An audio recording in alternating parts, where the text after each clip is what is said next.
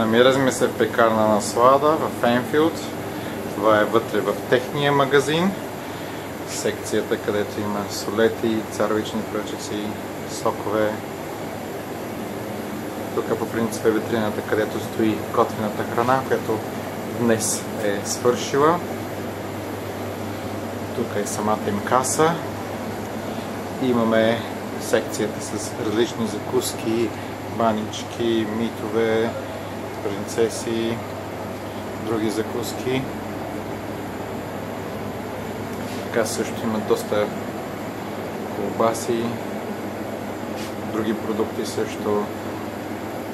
Има цяла секция с различни неща в този ъгъл, където има лютеници, различни други консерви, шоколадови неща.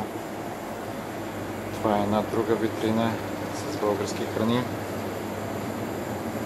млека. Една друга витрина. Още една е най-важната секция с всичките им хлябове, които се печат пресни тук. Ето има и секция с различни български замразени храни, кебабчета, кефтета, карначета.